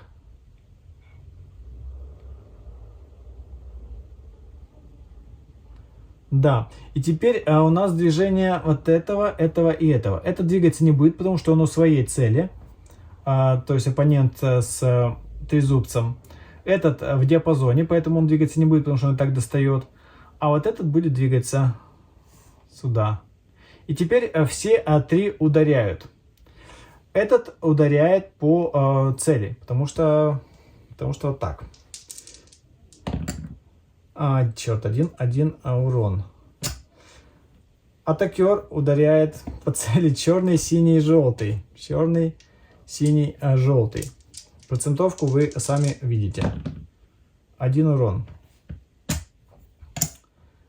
Так, ну и этот тоже ударяет, но он ударяет того, кто имеет внутреннее свойство таунт. То есть ударяет на единичку сюда. Вот такие дела. Снова наш ход. Мы все еще царь горы, поэтому у нас 3, нам еще 3 раунда продержаться. Но у нас осталось только 3 жизни. Было бы позорно проиграть в таком соревновании. И давайте... Мы уже вывели раз-два. Мы можем еще одного вывести. И боюсь, что мы не переживем. Поэтому я буду сейчас всех мочить.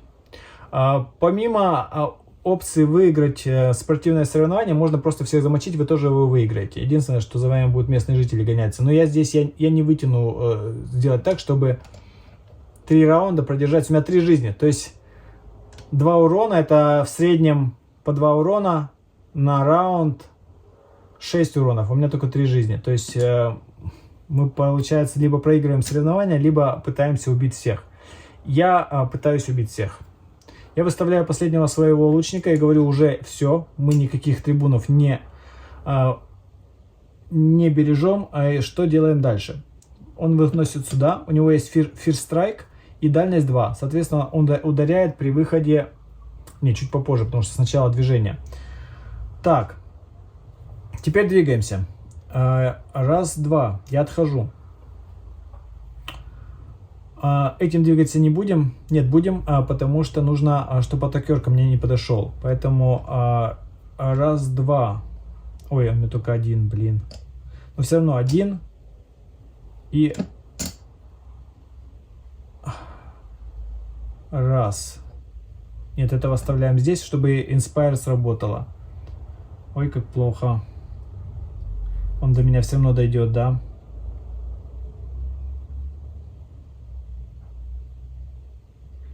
Тогда я не буду отходить. Я останусь здесь. И постараемся его прибить сейчас. Постараемся прибить. Итак, мы движение закончили. Этот двигаться не может. Этот, в принципе, может. Тогда мы двинемся, наверное, раз, два. Попробуем силовым вариантом взять. Теперь мы можем стрелять. Столкновением. Наконец-то. Лучник, так как у него First Strike, он двигаться не может, он может атаковать только этого. У него черный и желтый кубы. Ух ты, 2. Даже на желтом, который промахивается обычно. И мы убили трибуна. Блин, можно переходить. Нельзя переходить, да? После бросков кубиков перехаживать нельзя, так как в рыцаре маги. Я сделал очень тупую ошибку, да, когда вот... Смотрите, что происходит. Как только вы убиваете трибуна, да, убитые юниты переворачиваются на соответствующую арену, низ головой, это важно. Так как это трибун, то мгновенно меня закидывают, не знаю, тухлыми яйцами, наверное, местные люди, и у меня остается одна жизнь. Мгновенно, даже если бы я был в лагере. Теперь, я уже походил, то есть я не могу убежать. Тактику я пропустил, то есть я не могу, например, сейчас накидать какие-то еще делать. То есть единственный способ мне сейчас выжить, это кинуть, слушайте, я могу спастись. Я могу кинуть трезубец. И тогда приоритет будет трезубец, а не я. Потому что здесь очень своеобразная арена, у нее приоритет нету героя, но у других есть герой. А здесь приоритет либо трезубец, либо оппонент с трезубцем, либо самый дальний оппонент. Поэтому, чтобы спастись и не потерять благословения, которых на первом же событии, ну что же такое, я вместо атаки, то есть свои 2 кубика, кстати, я 3-й кубик должен был взять, либо повысить. Слушайте, я же при настройке, наверное, должен был что-то взять. Да, смотрите, я могу добавить или апгрейдить один из своих кубиков. Это на легком уровне. О, сразу запаниковал. Ну давайте, возьму все блага, я апгрейжу, наверное, синенький до зеленого. Этот мы зачеркнем, и у нас будет зеленый и синий куб. Но в любом случае я его кидать не буду, я буду кидать... А в кого? У этого 4 жизни. То есть я даже, несмотря на то, что я местный, я его не убью, а он захватит трезубец. И потом кинет на 3. Поэтому я, наверное...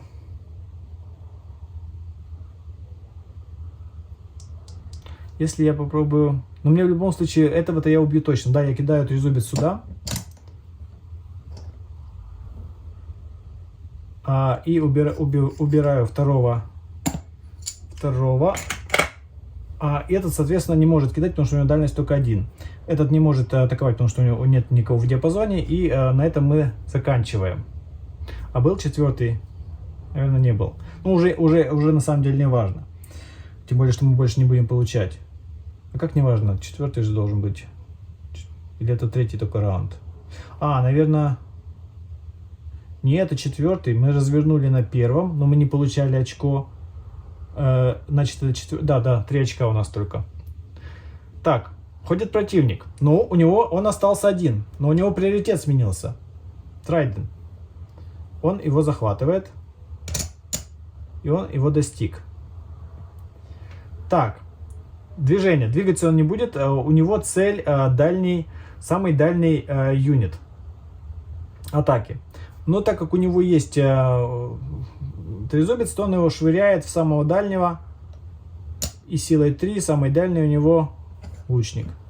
Наш лучник отправляется, не успев особо и поиграть. Так, интересно. Ну а теперь мы всей толпой его просто запинаем. Я так думаю. Я в свой ход двигаюсь вот так. Раз, два. И мы сейчас будем его кидать атакой. Наш защитник кидает черный кубик. Но так как у нас есть Inspire, то есть вдохновение, оно срабатывает следующим образом.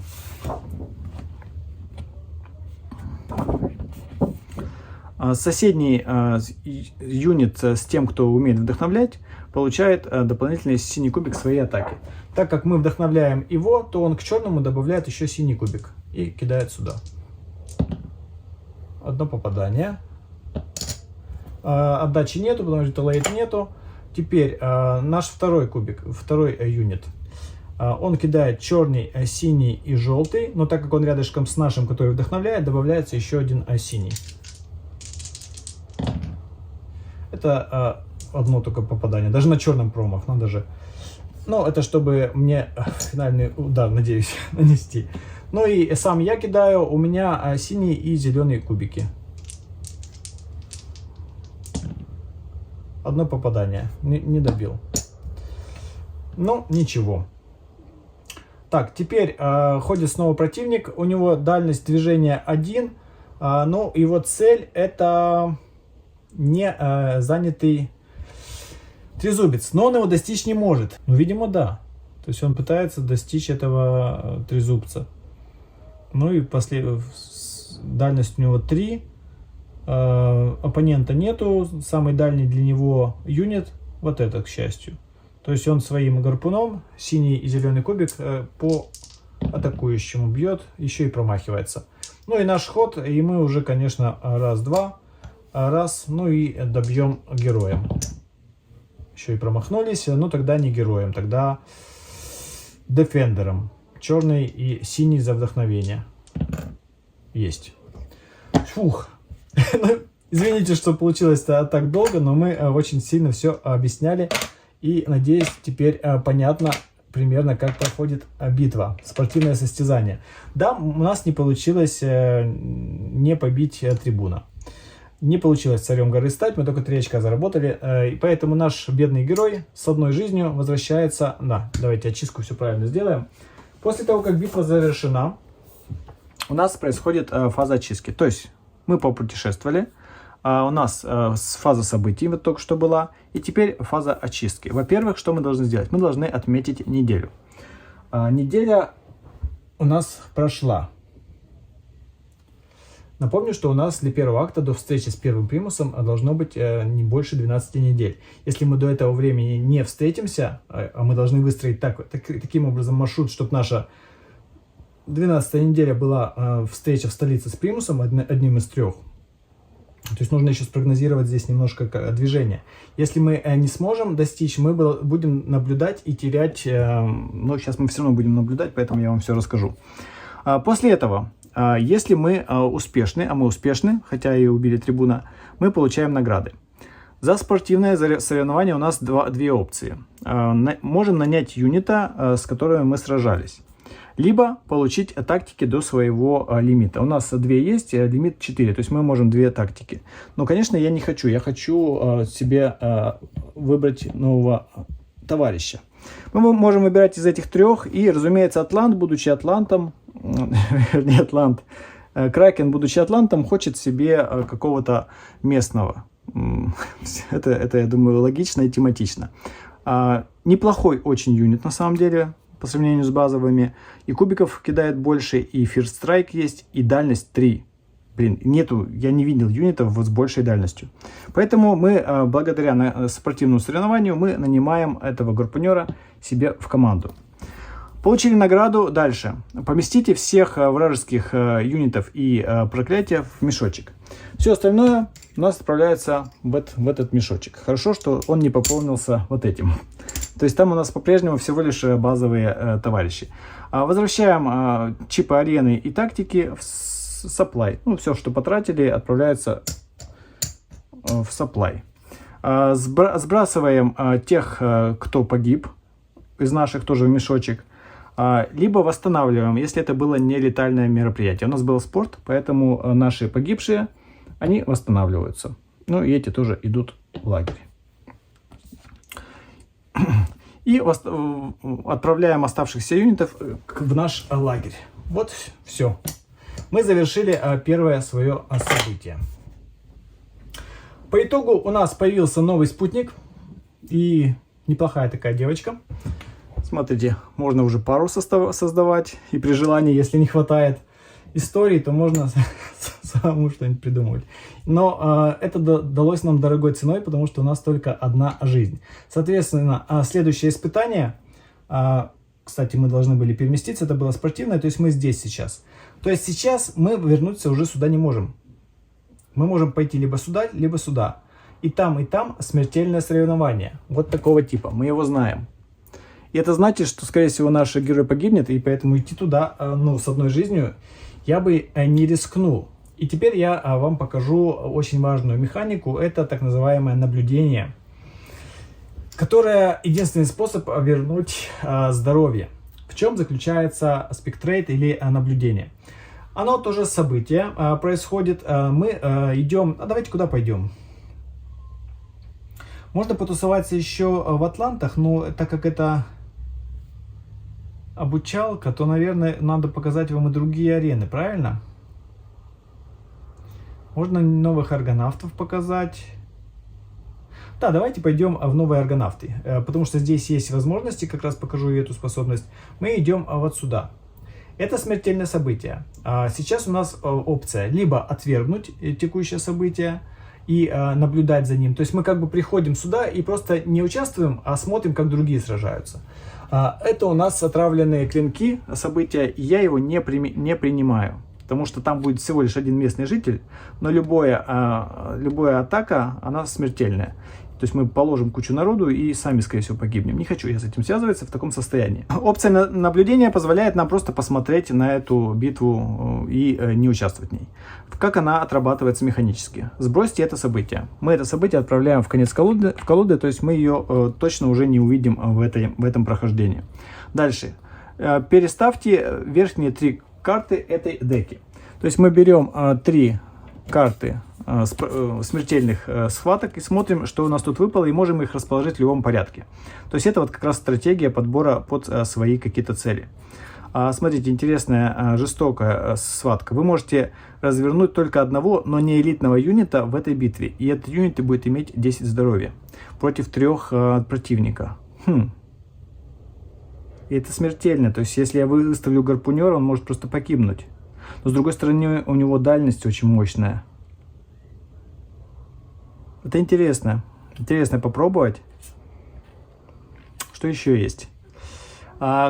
Каждый раз, когда вражеский юнит побежден на ключевых, на кейхекс, это как раз вот такой ключевой, на каждой арене он свой. А на ключевом поле ваш герой может вылечиться на 1 HP, даже если он не в битве. А вот это было бы интересно, то есть попробовать. Но это давайте пока отложим. То есть нас еще покоцают, тогда может быть следующим событием это вторым взять, да? То есть чтобы не лечиться потом, а с помощью этого попробовать полечиться. Если вы примете это испытание, пожертвуйте одним неэлитным юнитом каждого класса из вашего лагеря. А затем наймите рандомных юнитов из мешка. Но это тоже не актуально пока. Когда вот мешок очень разнообразный, и ты хочешь избавиться от базовых юнитов, это интересно. А сейчас они как бы там и так базовые. Нет, то есть нам вот получается вот так надо выложить. То есть следующее боевое смертельное событие это один наш юнит с 10 жизнями против 3 вражеских, но без тактик. Круто. Так, это мы выложили. Так, дальше. Получите влияние отродья и эквивалентно акту. То есть если это 1, то всего лишь 1. Если это 4 акт, то сразу 4. В чем эта запасность и в чем это влияние проявляется? Влияние отпрысков Плутона, они отмечаются вот здесь. То есть у нас мы получили первое за то, что мы наблюдали. Они сражались. И этот отпрыск понял, что мы не такие уж и сильные, не такие уж крутые. И его влияние на этот мир усиливается. Каждые 4 влияния мы будем получать одно проклятие себе в мешочек вот из этой колоды. И первое это влияние самого главного отпрыска, с которым мы сражаемся. Остальные произвольные. Это все неприятно. Для примера я просто любой из конца где-то вытяну, чтобы показать, как это работает. Да, проклятия бывают разных видов. Некоторые идут в мешок и при вытаскивании что-то делают, а некоторые идут прямо к вам в лагерь, как вот это. И смотрите, если вы вот это проклятие получите, то вы не сможете иметь в лагере более одной тактики одного типа. То есть это довольно жесткое такое ограничение. Там даже есть юниты, то есть проклятия, страшные юниты, которых нельзя нанимать. Вот, например, видите, какая страшная китайская монстрящина с 8 жизнями. С Taunt Retaliate. И вот представьте, что вот такая штука попала в мешочек из-за того, что вы получили влияние. И вот он вышел среди юнитов. И все, и вам капец. Так что вот эти проклятия схватывать, это очень дурное занятие. Но что делать? Так или иначе, мы получили еще 3 раза получим проклятие. У нас первое отправится в мешочек, потому что первое это особое красное, оно отличается от обычных проклятий цветом. Это персональное проклятие Таотая. Можно его, кстати, изучать. То есть его вот можно изучать, в отличие от тех, где нельзя смотреть. Оно отправляется в мешочек, бак, и оно удваивает здоровье первого юнита, который разворачивается на арене. Иногда это просто смертельно становится. И причем, казалось бы, ну, одна всего лишь фишка на большой-большой мешок. И ну, шансов типа вытянуть не так много. Но вот в прошлой партии я раз 5 его вытягивал. И это было каждый раз больно. Вот, такая механика влияний на игру нашего отродья, нашего отпрыска, сцион, как это перевести правильно, даже не знаю. И отпрыск и отродье слово не совсем нравится. Может, напишите какую-то альтернативу приятную. Вот, сыграв одно событие, я вам показал очень многие элементы игры. И теперь для закрепления, может быть, проведем еще одно... как же все события-то я вам не показал. То есть возможности, да. Так что еще немножко потерпите. Дальше. Мы получили влияние, а теперь лечим своего героя, он восстанавливает полностью свою жизнь. У него 6, то есть мы восстанавливаем до 6. Вернули жизнь. И скип, и мы пропускаем фазу очистки. То есть вот это все пропускается. Недели на это не тратятся. То есть можно пропускать хоть сколько, недели у вас экономятся, но каждый пропуск дает вам влияние отпрыска. Так что я бы не злоупотреблял. Все, у нас на этом наблюдение за данным закончилось, и мы пойдем в следующую travel фазу. Снова начинается travel фаза. Снова event фаза и очистка. И вот так игровой процесс идет. Видите, довольно все просто. Хотя объяснение, потратил достаточно много на это объяснение. Идем дальше. Мы идем вот сюда. Зеленое это событие. Как происходит событие возможности? Мы тянем 2 карты верхние из колоды Opportunity, возможности. Изучаем их и одну можем выбрать. Какую из них мы можем исполнить? Выиграете спортивное соревнование без... победы любого вражеского юнита. Но это, в принципе, можно. То есть, захват флага, например, никого не покоцать. И в награду будет и то, и другое, нам какая-то из доблестей дополнительных. Выиграете событие, в котором вы развернете только героя. Какое вероятней? Одним героем? Или победить, никого не тронув. Давайте поиграем в пацифиста. Вторая отправляется назад в колоду. Это отправляется вот сюда. И в любой момент, когда исполнится то, что здесь написано, вы получите награду. То есть нам нужно будет выиграть спортивное соревнование, не покоцав ни одного из противников. То есть не убив. Покоцать-то можно. Хотя зачем, если цели убить не будет. Посмотрим, может быть и получится. Дальше, когда мы выбираем возможности, то у нас сразу же происходит клен-фаза. То есть все остальное, так как это не боевое столкновение, то у нас сразу начинается клен-фаза. То есть мы отмечаем неделю. Еще одна неделя прошла. Ой, не там. Вот сюда. Еще одна неделя прошла. И дальше, если это не боевое столкновение, то все остальное сразу пропускается. Никаких наград. Само это достижение, сама эта возможность, это и есть награда. Все.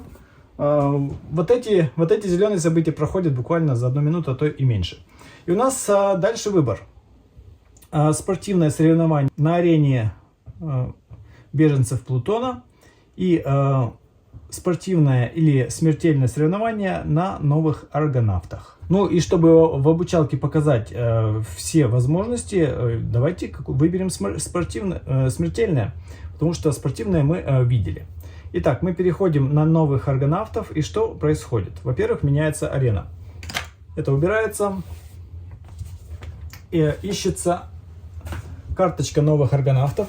Вот они, новые аргонавты. Заменяется карточка атлантов.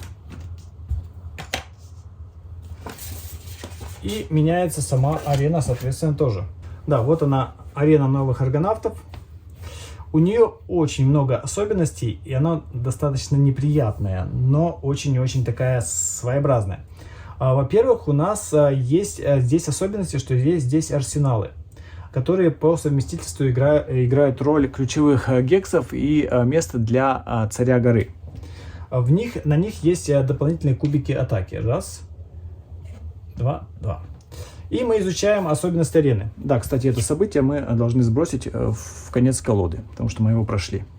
У нас новое событие, мы встали вот сюда, поэтому мы должны взять верхнее событие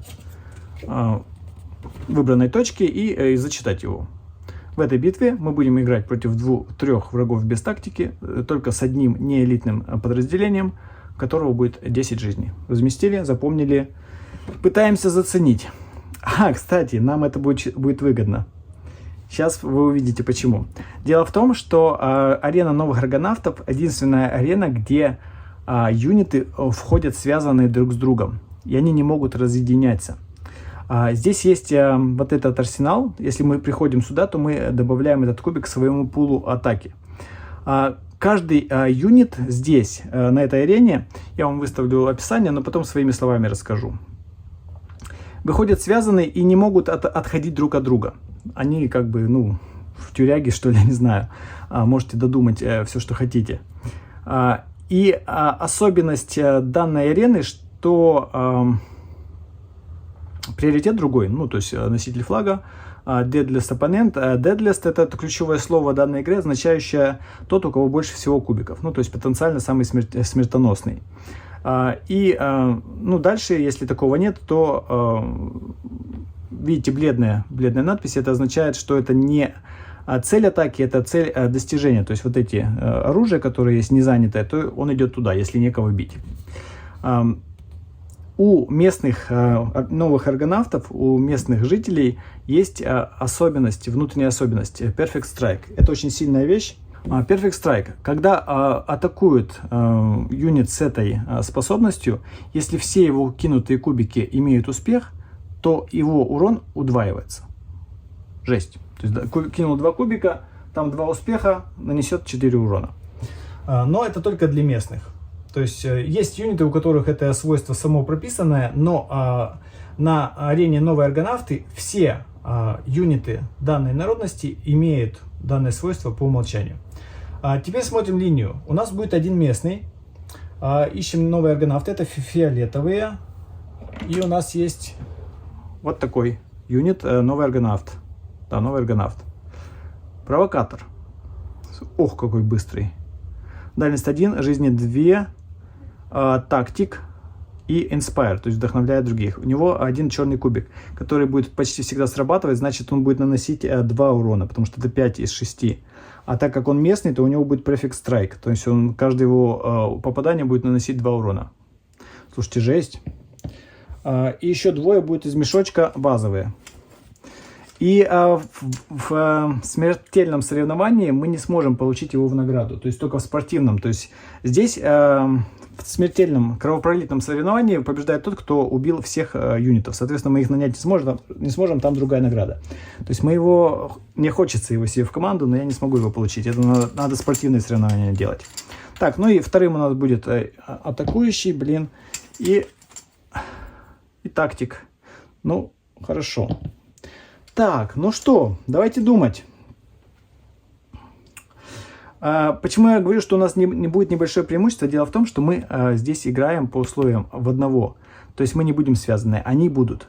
То есть в данной арене есть особенность, что здесь разворачиваются сразу 2. А мы сразу начнем играть, и у нас разворачивается 2, вот сюда и сюда. Потому что они связаны, и они не могут отходить друг от друга. 2 жизни у провокатора и 3 жизни у атакующего. Так, провокатор имеет тактикал, тактики никакой нету, положить не на кого, но он сразу может двигаться. Движение у него на 3, но его 3 бесполезны, потому что он не может отходить от этого. Приоритеты, смотрите, самый смертельный оппонент. Оппонентов нет. Не занятое, не взятое оружие. Ближайшее здесь и здесь. Сюда он сходить не может, потому что он оторвется от своего связанного напарника. Поэтому он может сходить только сюда. Он двинулся, так как он тактикал. Но он inspire, он этого вдохновляет, то есть он тому добавляет еще 1 кубик. Он 4 кубика будет кидать, господи. Так, теперь думаем, они сходили. Теперь разворачиваемся мы. Преимущество в том, что мы свободны, мы можем взять быстрого. Самый быстрый у нас атакующий. Да? И он больше всего кидает кубов. Да, берем атакующего. Своего героя мы брать не можем, поэтому у нас идет атакующий. По условиям арены он будет только один, но с 10 жизнями. Что очень и очень круто. 6, 9, 10. И он свободен.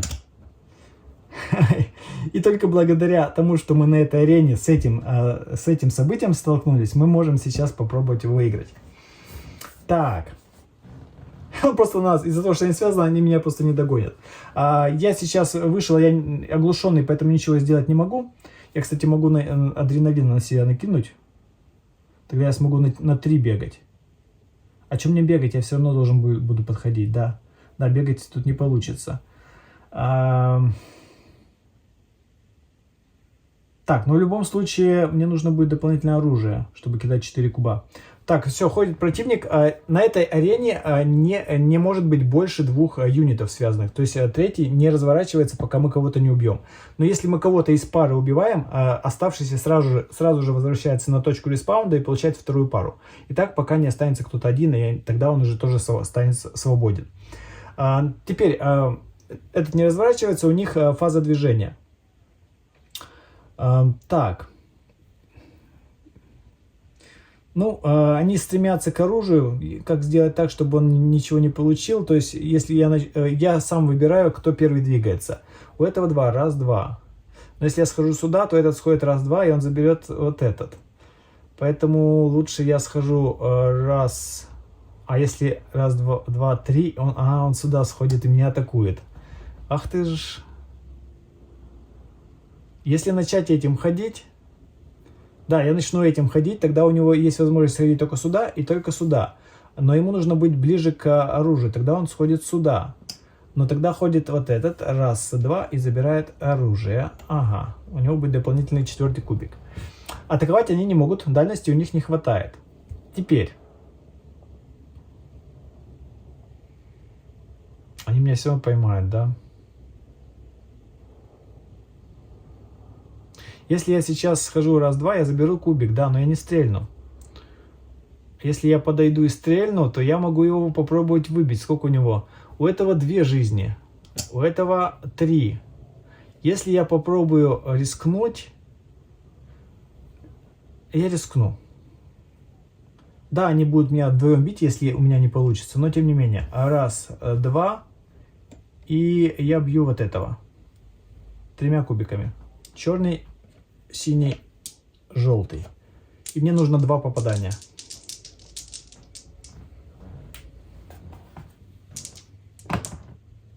О, 3 попадания. Если бы я был местный, у меня было бы 6 попаданий. Но мне столько не надо. Так, я убил. Отлично. Эти иногда бывают такие простые бои. По условиям арены оставшийся юнит возвращается на этот и сразу же получает себе в напарника оставшихся. Притом он как бы выходит оглушенный, но он оглушенный в свой ход. То есть следующий его ход, который сейчас наступает, то есть он в мой ход оглушенный выставился, но сейчас он начинает свой ход, он уже не оглушенный. Тоже нюанс, который мне пришлось рыть на Board Game Geek. Так, и мы походили сейчас их ход. Так как я его не убил, то и у него оружие, которое он схватил, остается. Если бы оно было у убитого, то оно бы выпало там, где оно лежит. То есть все тематично. Теперь смотрите, у него дальность 3, у этого 2. Цель у нас либо, да, смертельный оппонент, он тут только один. То есть сейчас цель врага наш оппонент. Что мы можем сделать? Как бы мы ни походили, хотя нет, можно сделать так, чтобы вот этот сходил сюда, поближе сюда, да? А вот этот, раз, 2, сюда. С другой стороны, этот кубиков 4 кинет, а этот только 1. Но если мы сходим сначала вот этим, то раз, 2, то этот раз, 2, и они вдвоем меня ударят, правильно? Такое маневрирование крутое. Вот, кстати, разница, да, между Too Many Bones и Гапломах. Вот в этом отношении здесь намного больше движения и маневрирования на арене. И видите, оно довольно крутое. То есть мне выгодно походить вот так, и тогда у меня только один будет бить. Раз, два, да, он будет 4 кубиками кидать, потому что один здесь. Для напоминания я его оставлю. То есть я возьму черный, синий, желтый и еще один желтый за счет того, что он оружие на себе носит. И все это прилетает ко мне. Ой ты, 4 урона. 4 это на кубиках даже желтых. 4 урона. Если бы это было местный, то меня бы уже не было. Ну, то есть 8 жизней бы выбрало. Но пока 4 это терпимо. Хотя это тоже очень бросок, конечно, удачливый для него. Так, у меня есть свойство Retaliate. То есть я ему в отдачу один выдал. Так, наш ход. В принципе, я могу просто ему вдарить. Я думаю, да. Я не буду уже отходить, брать там дополнительные кубики. Просто буду биться. Вроде бы, если у него не будет еще таких удачных бросков, а у меня плохих, то мы эту дуэльку должны выиграть. 2 урона, да. У него 2 жизни, оружие выпадает. Он гибнет. Теперь этот не убирается назад, потому что нет второй пары. Он подходит, бьет на свой красный кубик, попадает на один, получает Retaliate. У него 1 жизнь, и мы кидаем свои черный, синий и желтый и выигрываем эту битву. Намного быстрее, да, получилось. Но тут на самом деле нам повезло с испытанием, которое очень хорошо совпало с ареной. Я был более-менее свободен и половину жизни только потерял. А наш герой вообще смотрел на это со стороны и был доволен своим учеником. Так, теперь награда за кровопролитное столкновение, она другая. Во-первых, мы должны отметить еще 1 неделю. 3-я неделя прошла. Теперь награда. За кровопролитное столкновение у нас возможность либо получить апгрейд своего кубика, либо еще 1 кубик, максимум 4 можно иметь, либо продвинуть те имеющиеся вверх по степени увеличения количества хитов. Либо можно добавить себе жизнь, либо лидерство. Лидерство у нас 6 юнитов, мы имеем 5, то есть у нас еще 1 влезет, пока не надо. Жизнь 7-ю прокачать или кубик? Ну, я кубик, наверное, добавлю. У меня сейчас будет 2 зеленых, это очень хорошая процентовка. Или добавить еще 1 куб. Или жизнь. Давайте жизнь. Жизнь всегда вещь... Нет, давайте сначала все-таки, чтобы герой нас хорошо так бросал. А для этого нужно, чтобы у него были успешные кубы. Я вообще уберу, наверное, синий, зеленый в смысле, сделаю черный. То есть апгрейжу 1 до черного. Это практически гарантированный урон, то есть 5 из 6. Теперь мы будем кидать синий и черный. Так. Все, награду получили. Теперь у нас поместите вражеские юнитов и проклятия в мешок. Теперь у нас в мешочке появился первый необычный, не стартовый юнит. Довольно неприятный. Так что мы, возможно, его увидим в следующих боях. Верните чипы арены, вернули. Верните своих юнитов, которые погибли в мешочек, которые не погибли, вернули. Но у нас никто не погиб, потому что всего лишь 1 герой сражался. Все, вернули всех в лагерь. Так завершилась еще 1 неделя. Итого мы сыграли 3 недели, я показал вам все виды событий. Испытания, спортивное соревнование, кровопролитное и возможности. Конечно, когда я задумывал вот эту обучалку, я хотел пройти для обучалки пройти весь акт. Но даже вот эти 3 недели мы уже играем 2 реальных часа. И я думаю, что пора остановиться, потому что обучалку на 8 часов, когда люди будут видеть это, они будут просто в панике, говорить, мы эту игру точно никогда не изучим. Хотя, как вы видите, игра реально простая по правилам, то есть все данные очень легко запоминаются, все свойства у вас на страничке под рукой. Да, нужно будет какое-то время, чтобы их запомнить, но тем не менее все очень и очень легко. Поэтому я, наверное, на этом остановлю обучающее видео, а полное прохождение мы, возможно, устроим на стриме уже сюжетное, без объяснения правил, без вот такого въедливого в каждый пункт залазания. Мы будем просто играть и создавать какую-то историю с нашим персонажем, потому что в этой игре, повторюсь из обзора, основная прелесть это в том, что она длинная, и то, что ваш герой, он обретает свою какую-то судьбу на протяжении огромного количества вот этих испытаний, людей, которые его начинают сопровождать, людей, которых он начинает терять, его особенности, которые он обретает, его возможности, которые он реализует. Вот, кстати, можно попробовать выполнить вот это событие и получить себе какую-то способность. Вот сейчас я, например, пошел бы отсюда, я смогу получить, да, могу получить еще одну возможность, и все, то есть тут один только путь. Интересно. А потом можно, может, показать вам еще одну арену.